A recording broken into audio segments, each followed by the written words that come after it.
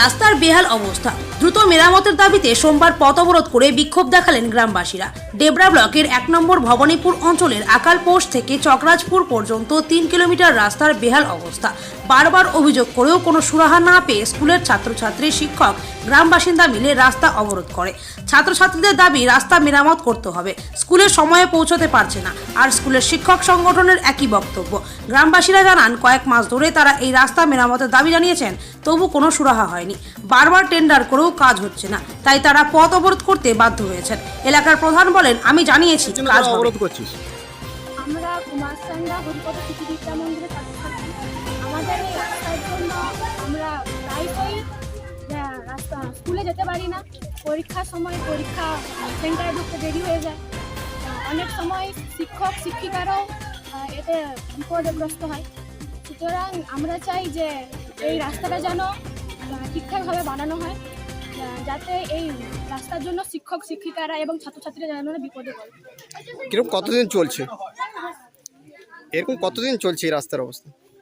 প্রায় 10 বছরই। তোর নাম? আমার নাম বর্ষা। কোন ক্লাস ছাত্র? 8। আমরা নিত্যই স্কুলে আসার সময় প্রতিদিন এই রাস্তার জন্য ক্ষতিগ্রস্ত হই। আবার আমরা স্কুলে আসার সময় মাঝে মাঝে পড়েও যাই। আমাদের পরীক্ষা হলে পরীক্ষার সময় ঢুকতে প্রায় লেট হয়ে যায়। তার জন্য শিক্ষিকারা বা শিক্ষকরা আমাদের উপর রেগেও যায়।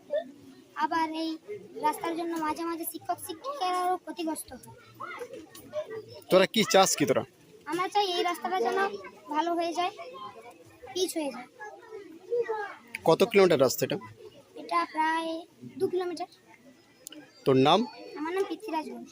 কোন ক্লাসের ছাত্র? আমি এই ক্লাস 8। নিয়ে অবরোধ। আমাদের গ্রামের রাস্তা খুব খারাপ পজিশনে রয়েছে, তার জন্য আমরা আজ অবরোধ করছি। আমাদের এই গ্রামে 2টি স্কুল রয়েছে, একটি প্রাইমারি স্কুল আর একটা হচ্ছে মাধ্যমিক স্কুল। অবস্থা খুবই খারাপ, আর জন্য স্কুলের ছাত্রছাত্রীরা স্কুলে পৌঁছাতে পারে না, দুর্ঘটনার সম্মুখীন হয়।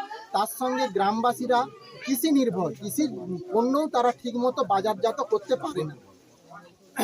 রোগীদের যথাসময় স্বাস্থ্যকেন্দ্রে নিয়ে যেতে পারে না। তাদের রাস্তা খারাপ থাকার ফলে অ্যাম্বুলেন্স আসতে পারে না। কত কিলোমিটার রাস্তা খারাপ এরকম? 3 কিলোমিটার।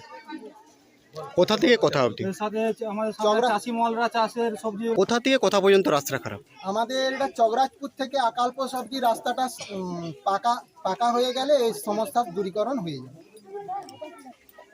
কি চাও তোমরা, কি চাও? আমরা চাই প্রশাসন যত দ্রুত সম্ভব এই সমস্যাটা দূরীকরণ করে এবং স্কুলের ছাত্রছাত্রীরা, গ্রামবাসীরাও এতে উপকৃত হয়। এটা আমাদের আজকের নয়, এই সমস্যাটা দীর্ঘ 77 বছর থেকে চলে আসছে। হয়েছে।